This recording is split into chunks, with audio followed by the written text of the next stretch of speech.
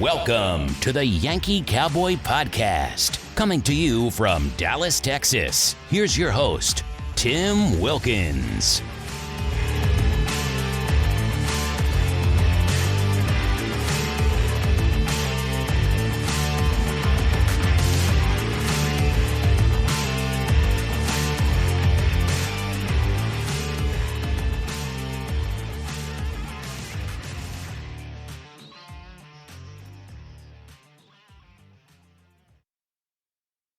Ladies and gentlemen, welcome to another episode of the Yankee Cowboy Podcast. And today's kind of a special topic, episode.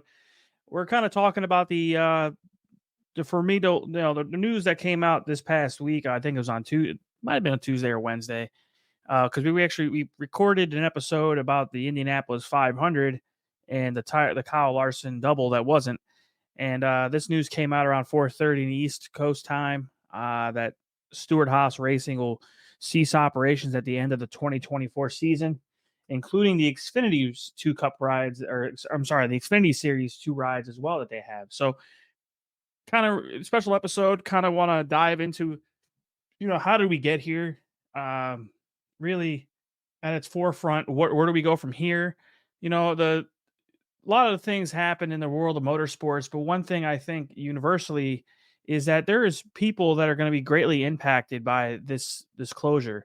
There's engineers, there's pit crew guys, there's shop guys, there's executives, there's PR people. There's a lot of moving parts that go on with the race team. And I think, Tony,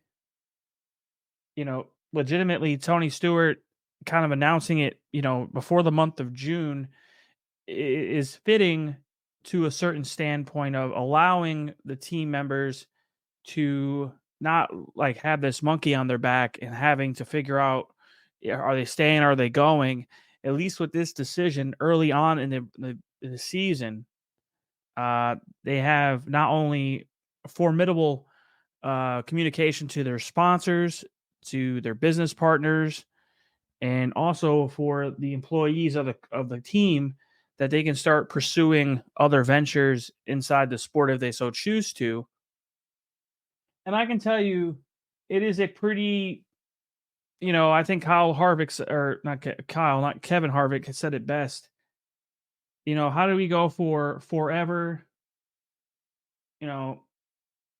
for now, and then for sale? It is legitimately a question that I think we all need to answer. So a little history about Stewart-Haas, just to kind of, for all of you that may or may not be so in tune to the NASCAR community. Stewart-Haas was founded and formed in 2009. And with Tony Stewart, obviously everyone knows him as Smoke, a formidable, awesome NASCAR driver. For his personality and for just being a man that can drive pretty much anything with four wheels. He had some, if you look at his motorsports career as a whole as well, Tony Stewart is a Hall of Famer, decorated not only just in NASCAR, but in open wheel as well. So, so the news, there's 300 or so employees on site Tuesday afternoon. And so so everyone understands that the Stewart-Haas umbrella is four teams. Okay. And really, the PR point that they came out with, in my view, was too PR-ish with the statement that came out. I'll read this really quickly. It is a decision that does not come easily, nor was it made quickly. Racing is a labor-intensive, humbling sport. It requires unwavering commitment and vast resources with a 365-day mindset to be better than everyone else. It's part of what makes success so rewarding. But the commitment needed to extract maximum performance while providing sustainability is incredibly demanding. And we reached a point in our respective personal and business lives where it's time to pass the torch. That tells me that the two owners gave up. And in that PR standpoint. Now, listen, I'm not going to sit here and discount, Gene Haas or Tony Stewart here, but Tony Stewart has taken a very hands-off approach to his ownership. He's obviously put people in place to be successful. Greg Zipadelli, Rodney Childers, all these guys that have really formidable backgrounds in the world of motorsports have gotten to this point where the team was pretty much doing its thing. However, there were some serious red flags that drew up in the last coming years. Okay. So the drivers that are really going to be impacted, Cup cars are Josh Berry, who just came over from Junior Motorsports, Chase Briscoe, Noah Gragson, and Ryan Preece. Um, Josh Berry is in his first year as a Cup driver, and Gragson is in, obviously their first season with the team. Um, Stewart-Haas holds a 2025 option on Briscoe, and he has not been permitted to discuss further employment options, even as rumors have swirled that Stewart-Haas would close. But now with this happening, I think universally that Briscoe is going to be able to do what he has to do. But also the move will also close Stewart-Haas's 2 Xfinity rides, Cole Custer and Riley Herbst. Okay, so the main thing I want to really kind of hone in on this conversation is what this does to impact the entire world of NASCAR. Okay, we're dealing with a NASCAR charter, an owner's agreement that has yet to be signed, which, it's a difficult conversation because the value of these charters have gone up dramatically in the last 5 or so years, to the point where you saw 2311, you saw these other teams that Spire Motorsports, you've seen Trackhouse, you've seen all these other guys buy these charters for excessive amounts of money, and has been a huge, huge player since coming on board. So the difference really, truly has become something unique because Stewart-Haas was another Ford team. Okay, it wasn't a Chevrolet or a Toyota team. This is Ford. Other than Penske Motorsports and the Wood Brothers, that's it. And you have Rouse Keselowski Racing as well on the Ford umbrella. But let me tell you something. It really drastically impacts the developmental drivers. They're coming through the Ford ecosystem of development and their pursuit to becoming a Cup driver. And where does it change that dynamic? That's going to be very interesting to see some of these Ford drivers like Haley Deegan and some of these other drivers. And where do they go? And where do they do? Listen, I doubt for 1 second that, and I seriously say this, I doubt that Roger Penske is going to expand and buy a charter. It's already a huge operation over at Penske now between Joey, Austin Cindric, and Ryan Blaney. And then you have the Wood Brothers operations, almost like an affiliate as a feeder as well. So you have, Penske's pretty filled out. Keselowski is really truly becoming a player into the field now. They're more of an investment into the sport, with Brad's investment into the team. And you have Chase, you have all the Chris Buescher, and you have these other guys. So very interesting to see where those charters land. There's been rumors about where they land, and I can tell you, I'm not going to count out Dale Earnhardt Jr. buying a charter. And I'll explain myself here in a very brief context.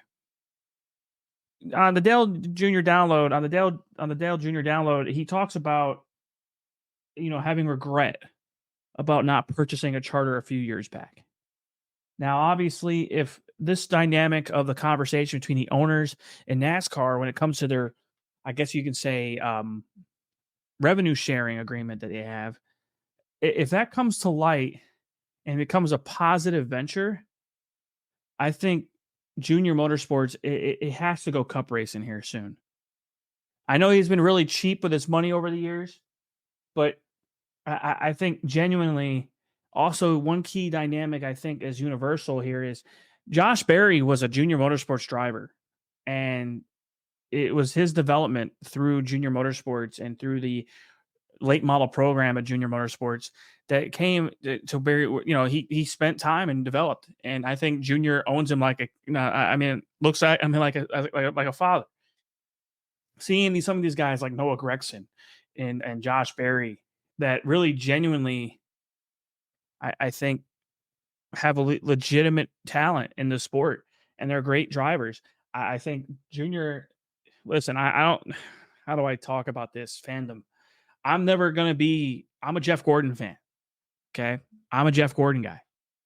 But I know for one thing that his old man, Dale Earnhardt Sr., was arguably one of the best marketers of the sport, and also was Jeff Gordon. Okay, and that was during the '90s and the 2000s and the rise of NASCAR. Dale Jr. has taken on this role as being the grandfather of the sport for a lot of guys. When it comes to the voice of reason, he has so much influence over the things, and really genuinely just has a universal discussion with how like for example, North Wilkesboro wouldn't have come into existence if it wasn't for Dale Earnhardt Jr. So I think legitimately, I think as fans, I would not discount the opportunity that discussion comes up. Now the rumor is 2311, Front Row, and I believe Trackhouse have legitimate ventures into getting those charters. The one that is up in the air, there's a question mark. And rightfully so, it should be a question mark. And that question mark should land at Junior Motorsports.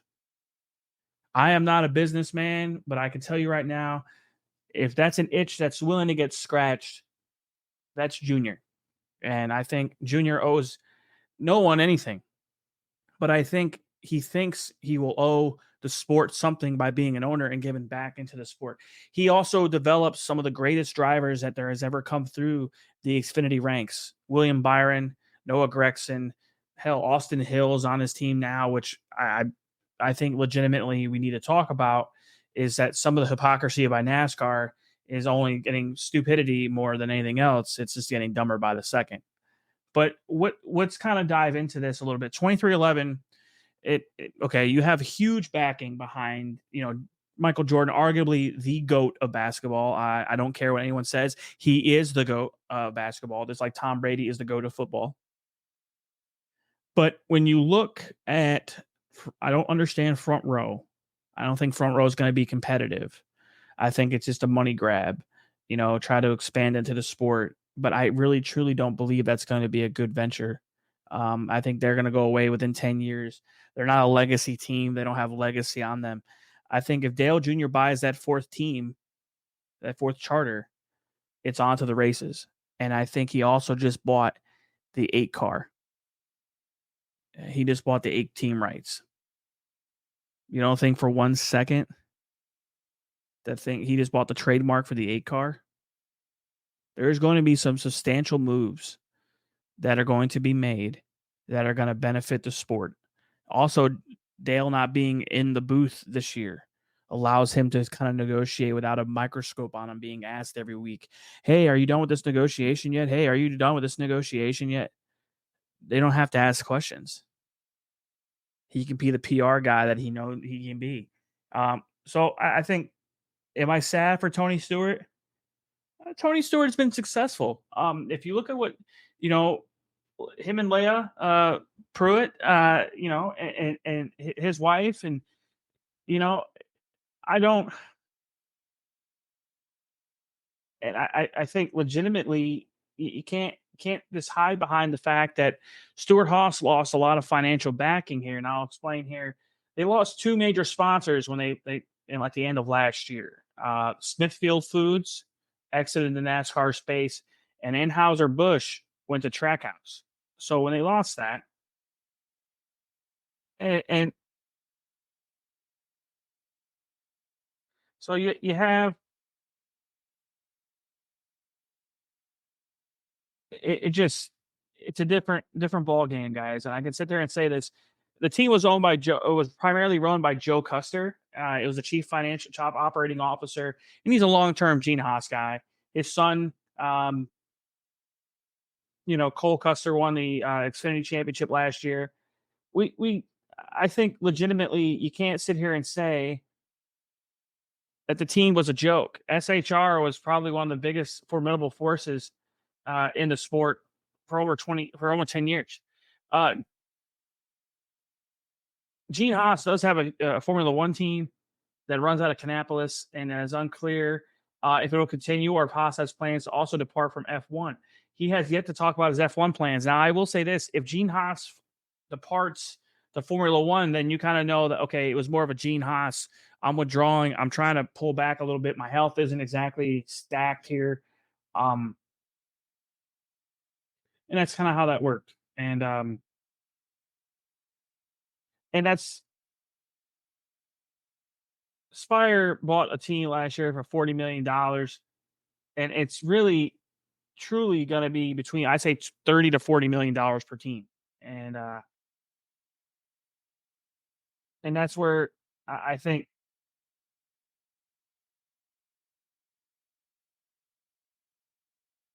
it's going to be interesting.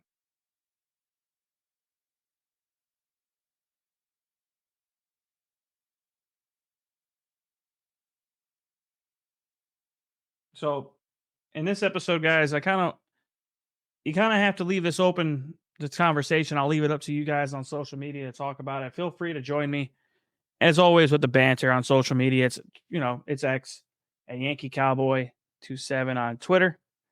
And feel free to, leave a comment, review the podcast anytime you like.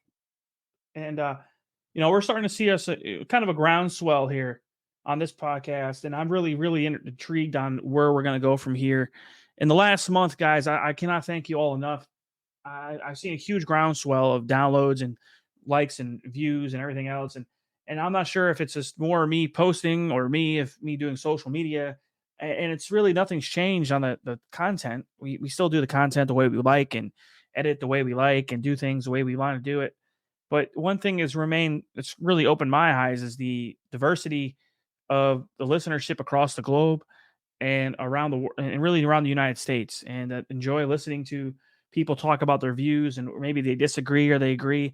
But to me, ultimately, a podcast like mine is to stir the conversation and not to make yourself raise your blood pressure, but ultimately enjoy it. Hopefully I catch you on your ride to work, or maybe you're at work now. But I appreciate you always for listening in. See you. Next week we're going to have a couple episodes come out. I'm traveling for work next week, but I'm going to be posting up some new episodes that come out. So I appreciate it as always, guys. Thank you so much. Thank you. Have a good day. Have a good weekend. Golf heavy. Stay dry. Stay safe. Thanks for all the storms. Thank you for listening to the Yankee Cowboy Podcast. Feel free to follow us on social media via Twitter, Instagram, or Facebook.